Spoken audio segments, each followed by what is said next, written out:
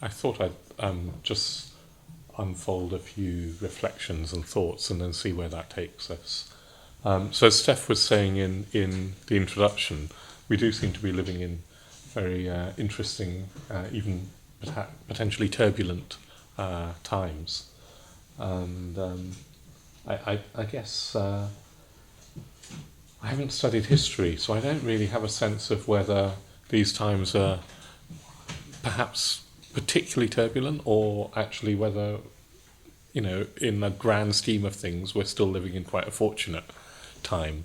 At least we live in a country that's relatively peaceful, where there is still freedom of expression and freedom of thought and a sort of respect for diversity on the whole. And there's a lot worse places that we're living. So for me, I feel quite fortunate, actually. I feel very fortunate to be living here now. I was talking to somebody who's involved in our movement in Turkey, in Istanbul, who had come to stay in our community just for a couple of days. He was touring sort of England, going around different centres, just exploring the movement a bit. And he was saying a little bit about what it's like to be practicing in Istanbul. And in Turkey, you can't be openly Buddhist. So, for example, the Buddhist group that he's part of, an order member called Vajrachakshu, who's been heroically, single-handedly running for, I don't know how many years, but many years, Vajrachakshu can't advertise publicly the group or any of its activities for fear of reprisal. Vajrachakshu, what he does is he has a secret email list, and to be on the email list, you've got to become sort of a trusted person. And then when there's a class or an event or a course, it's just that email list, and they meet, I guess, without sort of making any fanfare. Whereas I look here, and we've got prayer flags outside and great big Buddhist crest, and I take a lot of that for granted. And talking to this young man, he was saying that it was sort of being here that he realised how difficult it was to practice the Dharma in Turkey. When he's there, he just takes it for granted. That's normal. That's sort of fine, as it were. Not fine, but what you do. Coming here, he could really see the difference.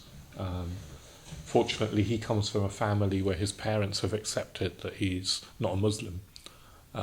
He comes from a family where they are Muslim, but he's allowed not to be without. But I could imagine that for many people, they'd have to be facing difficulties in their family as well as in society around them. Anyway, I just want to sort of share that, because that was something that I was reflecting on this week and feeling quite fortunate and blessed in even that I can practice the Dharma in this country quite openly. And yet, there are turbulent times, and as I sort of talk about some of those turbulent times and views, I want to make it clear that I'm not going to assume that I know your political kind of views. I do feel that you can be a Buddhist and be anywhere on that political spectrum as long as there's respect for others and you're not driven by hatred. Hatred. So I do want us to be clear about that. Sometimes it's assumed in our movement, I think, that in order to be a Buddhist, you ought to be somewhere on the left wing of that political spectrum. And I guess many people are, in our community. But I wouldn't want to say that that's necessary for you to practice the Dharma. And I know people who aren't, and who are very sincere Dharma practitioners. I was also talking to a friend of mine in the order called Vidyaruchi recently, and he was saying that rather than thinking too much in terms of politics, party politics, or even that spectrum of left and right, we could more usefully think in terms of values that are in line with the Dharma. And he was particularly reflecting on Dr. Ambedkar, who had initiated a Dharma revolution in India in the 1950s. And Dr. Ambedkar used to talk about liberty, equality and fraternity as his core values or key values. And he said that he, as it were, learned of those values and was referring to them not in the context of the French Revolution, but in the context of his teacher, the Buddha. He said that the Buddha taught liberty, equality, fraternity. Those were Buddhist values. And it was interesting reflecting or hearing Vidyaruchi reflect, and he was talking about how all of those values are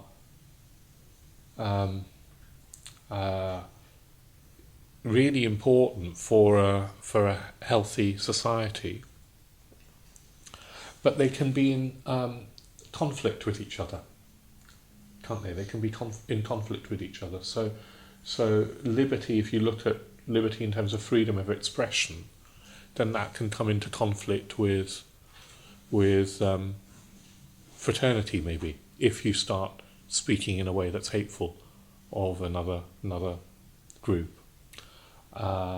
Or equality in terms of having a just and equal society might then start to conflict with freedom of individuals to, we live in a capitalist liberal democracy where you're, as it were, free to try and make as much money as you like. You could go into, curtailing that freedom in order to have more equality. You can see the sort of tensions that those values contain. And one of the things Vidyaruchi was saying was that if we were living in a pure land where everybody was enlightened or on their way to being enlightened, if everybody was touched with that transcendent spirit and was practicing the Dharma at that level, if it was a pure land, then perhaps these values of liberty and equality and fraternity wouldn't ever be in conflict. All of them would be alive, fully. But we're not living in a pure land. We're living in a land where we're deluded, where there is greed, there's hatred and delusion in our unenlightened beings. And of course I include myself and everybody I know, even in our Sangha. So we're living in an impure land in that sense. It's samsara that we're living in. And those forces of greed and hatred and delusion in ourselves and in the culture around us mean that those values of liberty and equality and fraternity are often in conflict.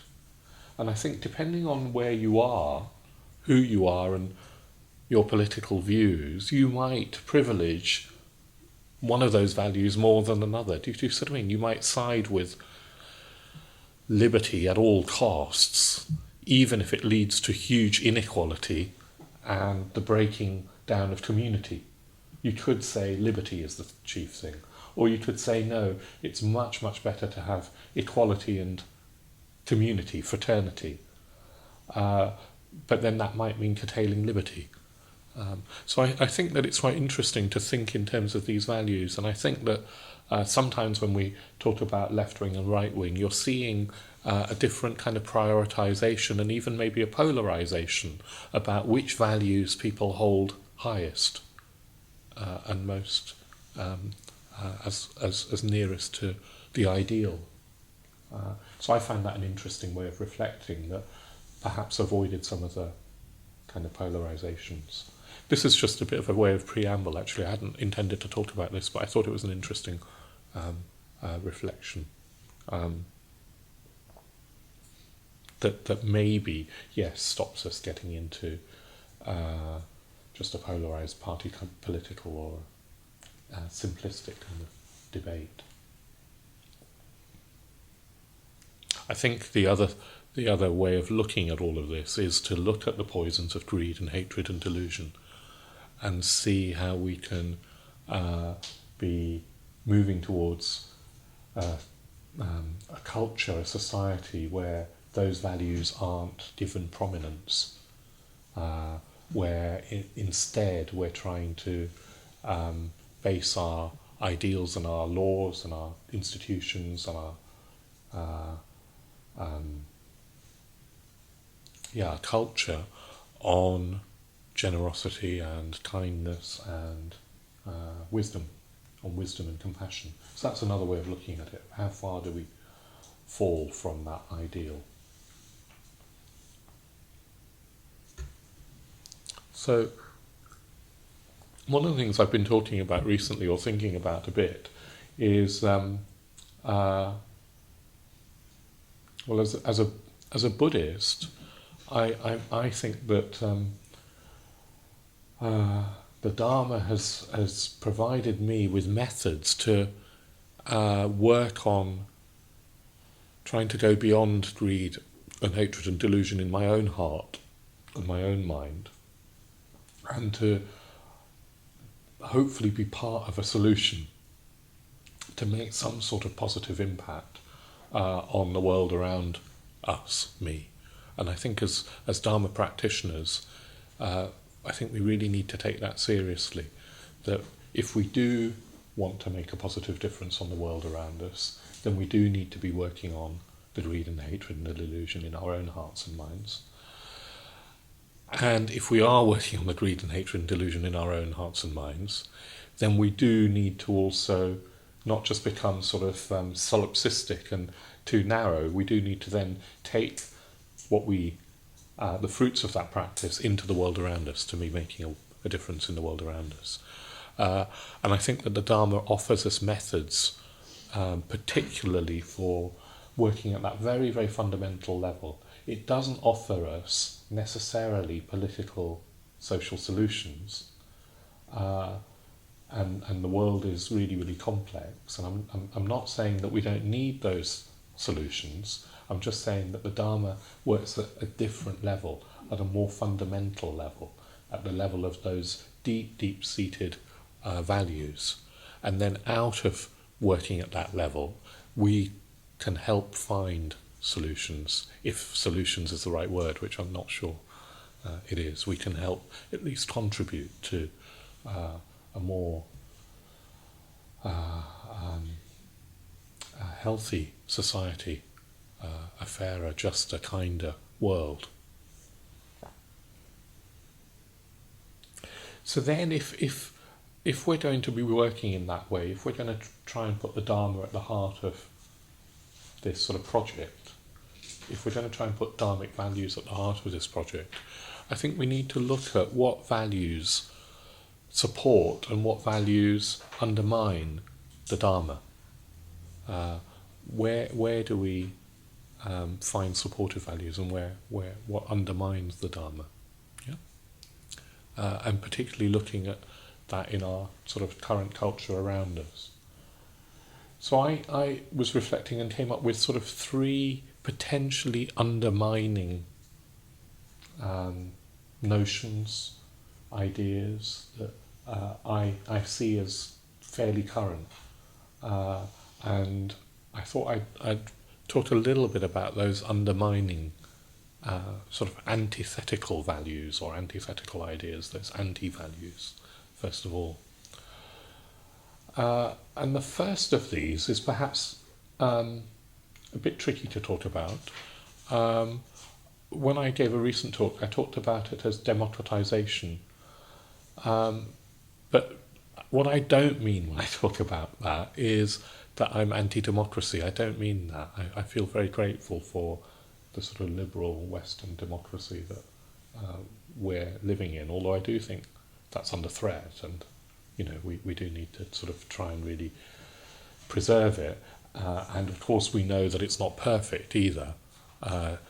democracy can lead to people making very, very silly decisions, which some of you might think we've made. I certainly think that democracy, because underlying democracy is a notion that we're all able to exercise wisdom, and we're not always. To the degree that we're not aligned with the truth, with the Dharma, we're not going to be able to exercise wisdom or compassion, probably. By the Dharma, I mean not just sort of Buddhism, I mean reality itself. It might take on different forms. I'm not saying that you have to be a Buddhist in order to be exercising wisdom and compassion. So when I talked about democratization, what I meant was the danger of it was an idea that there's no hierarchy of value. A sort of a rigorously anti-hierarchical perspective, which sees everyone and all values as equal in some sense. Now, I think this is really tricky because, in a certain sense, Buddhism would say that all life, all human life, but actually all life is sacred and has real value. Yeah. So it's not that Buddhism would say that it's all right to disparage any form of life. I don't mean that. What I mean is that in a Dharmic culture, enlightenment would be the highest value. Yeah, enlightenment would be the highest value. Enlightenment not just for oneself, but for all beings. So the Bodhisattva ideal, I guess, would be the highest value, where you're striving for a self-transcendence and then working from compassion for all beings. Now that would be the highest value. And all other values would be sort of subservient to that. So take a value like freedom of speech, which most of us would probably agree is a really important principle. What I'm trying to say is that yes, but it's not the highest principle. It's a really important one for a fair society, but it's not always the highest principle. Can you think of another value that seems very important and true? Yeah, freedom generally. So freedom in the sense of doing whatever I want to with my life, for example. Yeah, freedom to choose whatever I want to do in terms of my actions. Again, it's not, from a dharmic perspective, it's not necessary. It's an important value, because in a way, if you're not free, then how are you going to move towards enlightenment? So, all I'm trying to say is that you can be completely free and not really use that freedom very wisely. I think we've got, in our culture, in the 21st century Britain, more freedom to do what we want with our lives than probably most people have had at any time, anywhere in the world. But we haven't created this radiant pure land of a society. What have we done with our freedom? So freedom on its own can't be the highest value. That's what I'm trying to say, important though it is. Yeah, it's a really subtle argument, because the Buddha was saying that as you move towards enlightenment, what you experience is more and more freedom. He said that his Dharma had one taste, and that was the taste of freedom. Any Dharma teaching, if you put it into practice, should have the taste of freedom.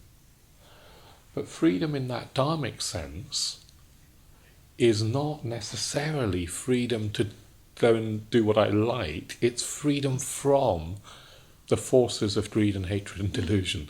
The freedom from my own egotism that keeps my mind and consciousness trapped in a small kind of narrow world. Yeah, it's freedom from samsara, freedom from the forces that keep us trapped in samsara and the suffering that goes along with samsara, which is quite a different notion to of freedom to party all night or whatever. I mean, I'm being rather flippant in my comparisons, but do you see what I'm trying to say?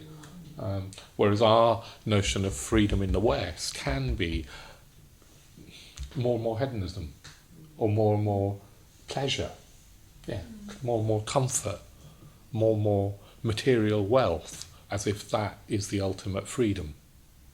Yeah? Does that make sense? So even a value like freedom, a word like freedom, you can use it in different ways. And I'm saying that, well, I'm positing this notion that the Dharmic perspective, enlightenment, liberation from all dukkha, which only really arises if you see through the delusion of a fixed and separate self. Liberation in those terms, and the compassion that's said to arise from that liberation, is the highest value, against which everything needs to be then measured and arranged. And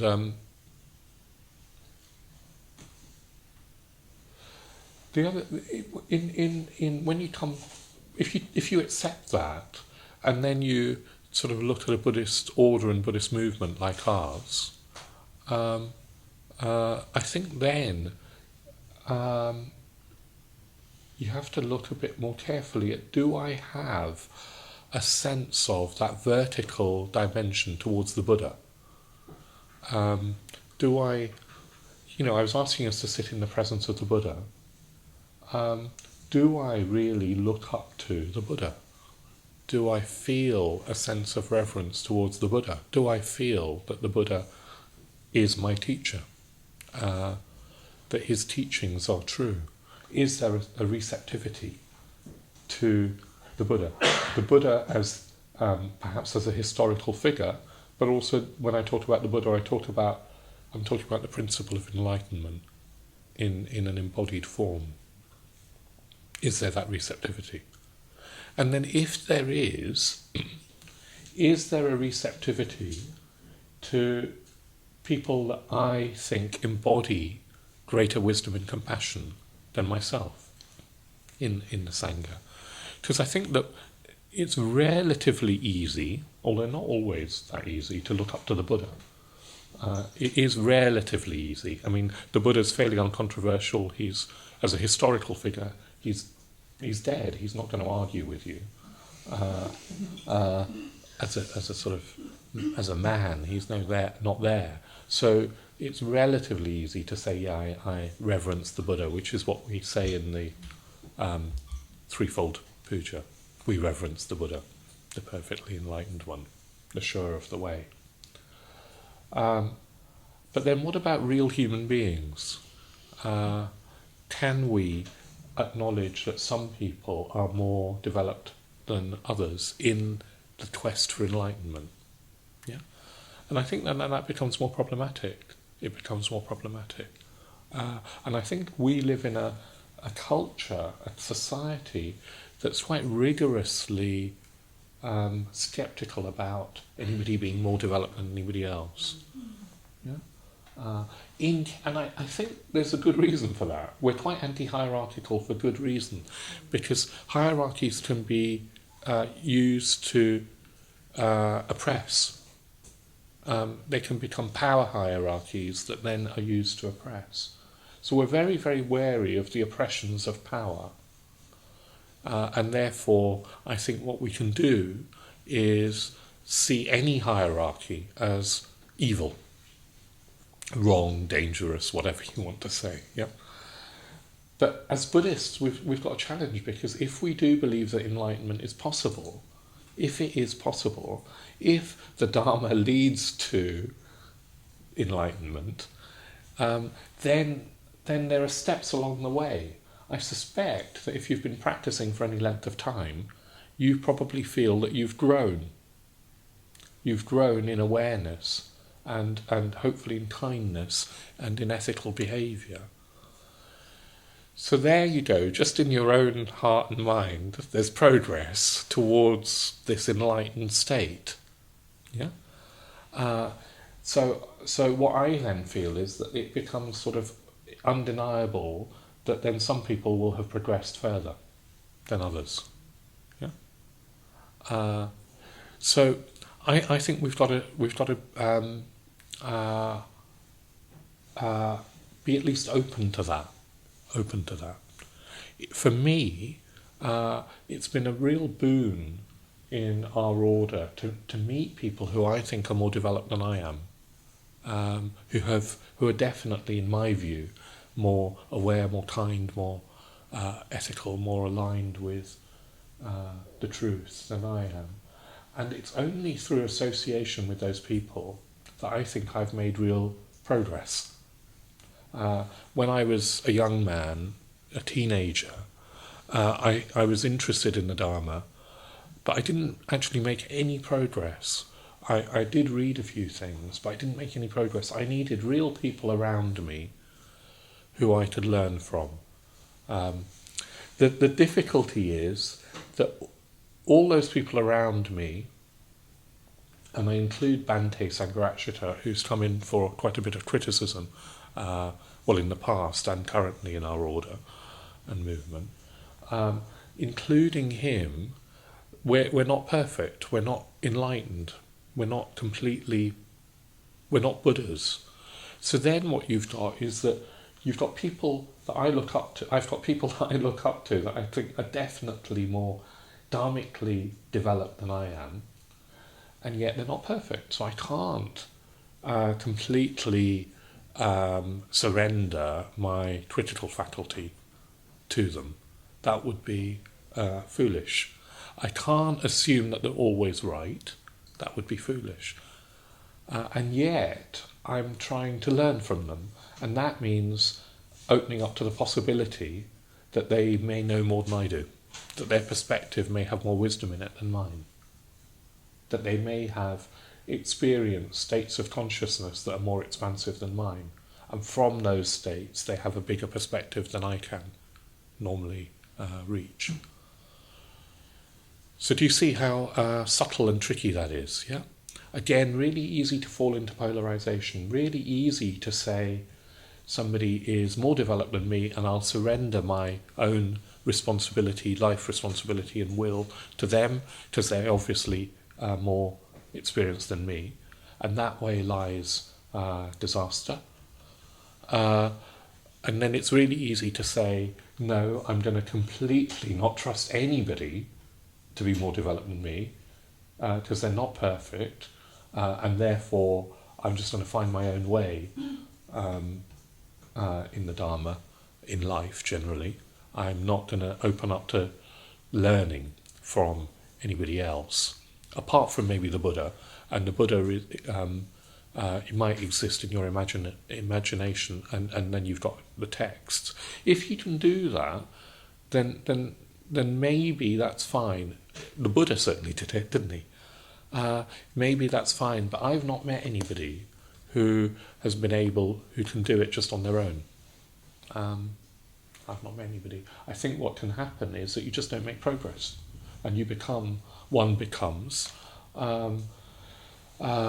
sort of sealed in one's own views and a sort of self-confirming worldview. In that documentary, Adam Curtis's Hypernormalization, which I've watched a little bit of, he talks about how social media can lead one to become live in a bubble. You know, your news feeds and your Facebook friends and the people that you choose to listen to can just be the people that you agree with and like, and that's what your world becomes. So that can't lead to enlightenment for most of us, I think. So do you see? If I'm now just talking about this hierarchical issue, the problem of hierarchy, and the problem of spiritual hierarchy particularly. Because you can have power hierarchies and you can have genuine, true hierarchies. I'm trying to talk about, in the Dharma, there can be a spiritual hierarchy, and it's still problematic. it's still problematic. But rejecting all hierarchy doesn't work either. And I think we can swing between one and the other. We can be very, very gullible, and then we can be very, very cynical. And they seem to go together. Generally, though, I think we're living in quite a cynical age, where it's easy to bring anybody down, and we just like to bring people down to our own level. Yeah? And then what we lose, if we're not careful, is the opportunity to learn and grow from them. Yeah? When you bring people down, you lose that opportunity to look up yourself. So yes, that's my first anti-value, this anti-hierarchical, this sort of levelling out of people and all values. You said, I call it anti the Buddha dual, because the Buddha represents that vertical dimension. The Buddha represents enlightenment as the highest possible human good. Yeah. So to say that that all values are equal, there's nobody that knows more than I do, or is anti that Buddha dual. Does that make sense? Okay. So the second of the three that I want to talk about is it's linked, but it's a sort of rigorous atheism and secularization. We seem to live in a culture which is increasingly values. Well, it's secular. What again I'm saying is that in a secular kind of worldview, you can be kind, but there's no transcendent value. You can be a humanist, a secular humanist, which is good, but there's no transcendent value. There's no sense that there's something bigger than life and death. That there's no sense that there's something in us that transcends this material world, this body, mortality. There's none of that. There's just an assumption that this material world of things that you can see and touch and experience through your five senses, this world of the senses is all there is. The world of appearances is how Buddhism calls it, is all there is. There's nothing beyond that world. And if that's the case, then all I am, all we are, is biological machines that will, at the end of our lives, when the body dies, that's it. There's nothing more. There's nothing more. And that's often held as common sense. Yeah, it's not. Actually, it's a metaphysical position that you can't prove, but it's held up as common sense. It's held up as the default thing. And if you believe anything otherwise, then you're probably defying common sense and reason. That's our common kind of worldview. Actually, we don't know what happens when you die. An atheist who believes that there's nothing beyond death, that is a belief. That's still a belief. Just as a theist might believe that there's an eternal soul going to heaven, that's a belief. We don't know. It's just that the theist belief, it's all right to say that's a belief. The secular materialist atheist will argue often that they are grounded in science and reason. Yeah. But it's actually still a belief. Science and reason still does not know what consciousness is. It doesn't understand mind in that sense. It has theories, but from my perspective, and I studied physics. Physics doesn't know what consciousness is. It doesn't even know what matter is. Yeah? It doesn't know what matter is, physics. Physics has theories about what matter is, and the more you go into those theories, into, say, quantum theory, the more mysterious matter seems to be. And to the point where you can't confidently say that matter exists without consciousness, without observation. We can't even say that particles exist. Physicists don't know what space and time is. So this secular materialist view, I often say that, look, if you're going to be a secular materialist, then at least be a quantum physicist. Do you know what I mean? So at least understand that matter itself is very, very weird, that we don't actually know what anything is. We don't know what consciousness is, we don't know what matter is, we don't actually know what's going on when we experience something very ordinary. So that's all by saying that I don't think you can easily say that secular materialism or that secularized perspective, you can't say that that's just common sense. Einstein said that common sense was nothing but the deposit of prejudices laid down in somebody by the time they reached 18. So the world is rigorously anti-commonsensical. Yeah. But I sometimes think we take those common sense things as truth. And if we do that, if we live in a very secularized mindset, then I think we limit our capacity to grow as Dharma practitioners, because enlightenment is going to take you beyond common sense. You don't abandon reason, but enlightenment takes you beyond reason. It takes you beyond our notions of space and time and sense experience. It's saying that all of those notions of me and world, self and other, matter and consciousness, mind, all of those are constructs, and enlightenment takes you to a place, a perspective, an experience beyond all constructs. So that means leaving everything that we know behind, to experience this liberation. So secularization, I think, is anti the Dharma. That's what I'm trying to say. And I think what we're seeing is an increasingly sort of a rise in an increasingly sort of secular perspective, even a militant atheism. And then you've got a backlash, maybe not it's a backlash, but anyway, you've got also a rise of religious fundamentalism,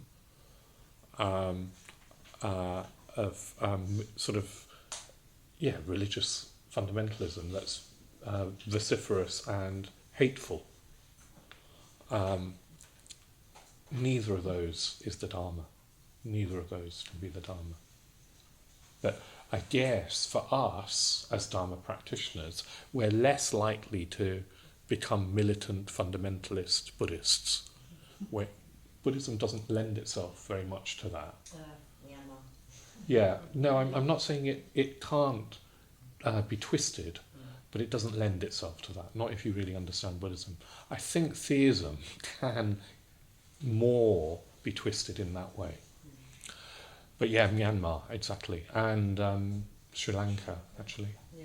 and in the past, Japan, in the war. So it goes on, it goes on.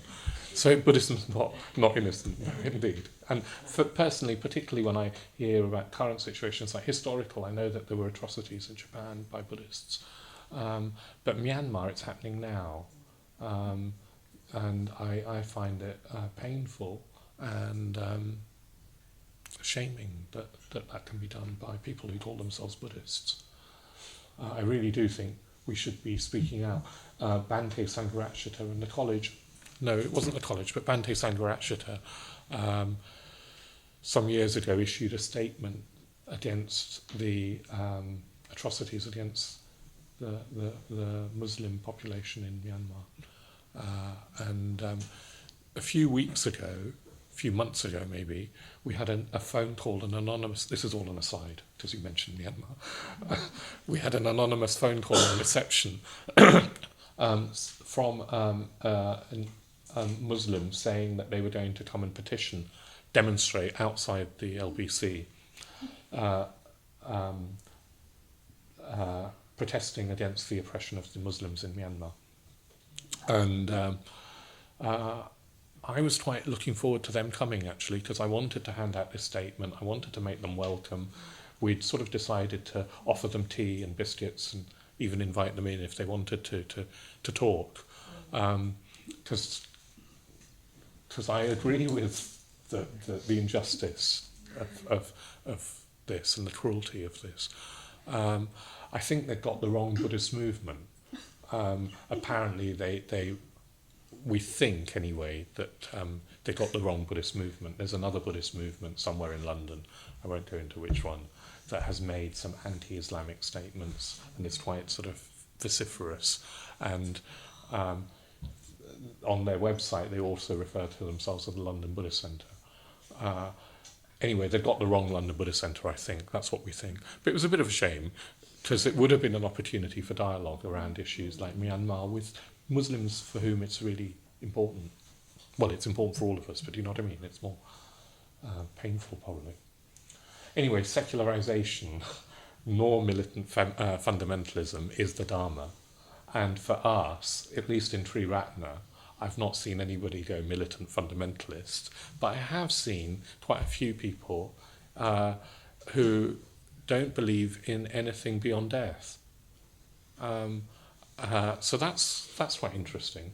And there is a rise in Buddhism. There's even a term called secular Buddhism. Yeah, secular Buddhism. We've got secular mindfulness, which I think is fine. It's sort of fair enough. It's really helpful for a lot of people. But secular Buddhism, I can't make sense of. But yet, I think there's a danger. So I'm just warning us against that, because I think that's anti the Dharma jewel. Yeah? Before you know it, you've just got humanism. Okay, lastly, and I better move on, but thanks for raising that. And do chip in if I say something that is wrong or too simplistic. I just also wanted to say, because I feel, because you said it's not in the Dharma to be like that, but Islam would say the same, Christianity would say the same, you get Christian. Yeah, no, I'm sure. And I've met Muslims and Christians who I think are very, very sincere, ethical people. So I wouldn't want to go there. I don't want to get into a sort of religious kind of comparison. At the same time, I do think that there's something problematic with theism at a sort of philosophical level that can lead to divisiveness. So from a dharmic, I'll just say it quickly, and then from a dharmic perspective, the notion of a creator God is a limitation. But maybe we'll ask, we can talk about that. Where was I? Secularization as anti-Dharma. Yeah, that's the one to watch. Okay. And then lastly, my third sort of anti-value is individualism. So we live in a culture, I think we can probably all agree, that is very, very individualistic. Yeah, there's such a fragmentation of society and such an emphasis on each person doing what they want to do in their own life, trying to make their life the happiest life that they can make. And at one level, of course, that seems all right, doesn't it? But it's gone to such an extent that what I want, me, and my happiness and fulfillment takes priority over everything else. I mean, I'm giving you a simplistic perspective of individualism, but that can be how it feels, that my happiness takes priority over the objective needs of anybody else and of the world around me, the environment around me, that me is at the centre of everything. And the more capable and skilled I am, the more or resourced I am, the more I can grab. For me, it's rampant individualism. This is perhaps the most pernicious thing that I think we've got in our culture. I think it can also infect our Sangha in Triratna, in Buddhism. I think that we can start to approach Buddhism as just one more goodie for me. Yeah, one more thing for me. Now, of course, Buddhism will help you as an individual. It will give you, I hope, greater fulfillment, greater meaning, hopefully greater contentment and happiness. But if that's all that we're practicing for, then it's just one more accessory to this cult of me. The Bodhisattva ideal, enlightenment in its fullness, is not just gaining something for self, it's a transcendence of self, an unleashing of compassion, unleashing of a force for good in the world, a force of compassion, where there would be a self-transcendence, a self-forgetting. There wouldn't actually be a distinction between me and you and me and world. There would be a complete seeing through those distinctions. The arbitrariness of those constructs would be really recognised, and what would be unleashed is a force of compassion and a sense of empathy and identification with all life and the world around us, the natural world around us. There would be this complete opposite of what the individualistic ideal says. Yeah? So it's really, really important that we don't turn Buddhism into one more thing that fits in within our individualistic worldview or our individualistic instincts. Does that make sense? And I think this is dangerous. Nietzsche, this is dangerous for us. Nietzsche was worried about Buddhism. He was clear that theism had its day. You know, he famously said, God is dead and we have killed him. Now, he saw that as a problem in the sense that what he imagined is that what would happen is we'd lose all sense of value and meaning and morality without the notion of God. And he saw that Buddhism might come in and usurp that vacuum, fill that vacuum. And he thought that what Buddhism would do is, rather than encourage a questing for truth in the individual, it would placate that urge for truth. It would sort of give us a little bit of comfort and keep us content in a way that meant that we wouldn't strive. We'd just be happy consumers with some mindfulness thrown in. Do you see what I mean? So you'd be even better and more comfortable in your comfortable life. And yes, you might be a little bit more skillful in that you'd use, hopefully, biodegradable products and recycle our waste, and all of which is great, but that it falls a long way short from the value of enlightenment for the sake of all beings, yeah? Which is much, much more radical and transcendent. Now, this individualism, I think, is anti-Sangha. The whole ideal of Sangha is that we transcend our individualism. One of the wonderful things about Triratna, I think one of the wonderful things about Bante's vision, is not only has he been very, very clear about the Dharma, but he's created a Sangha. And that's quite rare even in the Buddhist world, to have a Sangha where Kalyana Mitrata, where friendship, spiritual friendship, is given such weight and prominence. And I think it's through real friendship that you, and Sangha, real experience of Sangha, that you start to taste what it's like to step out of the confines of me being the most important thing. Yeah? Because most people step out of that confine by falling in love and having a romantic relationship. And yes, to a degree, that means that you are no longer just thinking about me, and then particularly if you have children, you have to think about them. So there is, through a romantic partnership and a family, there is some degree of stepping outside of just selfishness, out of this self-centeredness. The trouble is, a nuclear family is still quite a narrow pond. Yeah, and of course within that narrow pond, there can still be a lot of egotism and a lot of projection onto me and what I want, me and even, I don't know, projecting onto my children, or they need to be like I want. I mean, I haven't got any kids, but do you know what I mean? Or my partner, and they need to be like I want. There's still often a projection of me, just within a few people. So we're in danger, I think, of becoming a very, very fragmented, individualistic culture. In fact, we already are. And I think that Triratna, as Dharma practitioners, we need to counter that. We're in danger of bringing that individualism even to the Buddhist ideal. Yeah, and I think Sangha is a really important. It's not an optional extra. If we remain trapped in individualism, we remain trapped in egotism, we don't move towards enlightenment.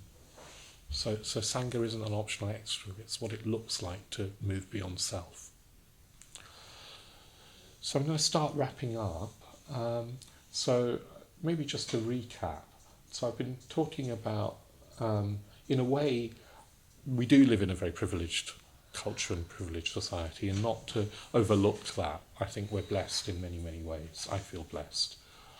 I'd rather us avoid polarization just along simple political lines of left and right, or party politics. Or I do think you can have a range of political opinions and be a sincere Buddhist practitioner. What you're looking at is overcoming greed and hatred and delusion as a Buddhist. Another set of values that were perhaps helpful to look at is liberty, equality, fraternity, and see how to hold all three of them, you actually have to be enlightened and to live in an enlightened world. But they're all important. And it's just that sometimes we polarize over competing values in any one situation. Yeah, you can see that in worldviews. And then I've talked about us as Dharma practitioners, the ideal being enlightenment, the Bodhisattva ideal, creating a pure land where all beings are moving towards enlightenment, or are already enjoying enlightenment. And the Buddha, Dharma and Sangha are three values that lead us to that. But then they all have their dangers, and there's this sort of anti-hierarchical notion, this sort of levelling out notion, which I think is anti the Buddha jewel, applied wrongly, if it's applied wrongly. There's this sort of secularization notion of there's nothing beyond this, and that's anti the Dharma jewel. And then there's individualism, rampant individualism, which is just egotism, and that's anti the Sangha jewel. And you can incorporate the Dharma even into our individualism, into our egotism. I think you can use Buddhism for our own egotistical ends if we're not careful. It's a danger that goes all the way along the path. So you've got anti-Buddha, anti-Dharma and anti-Sangha. And of course the real jewels are the Buddha, the Dharma and the Sangha.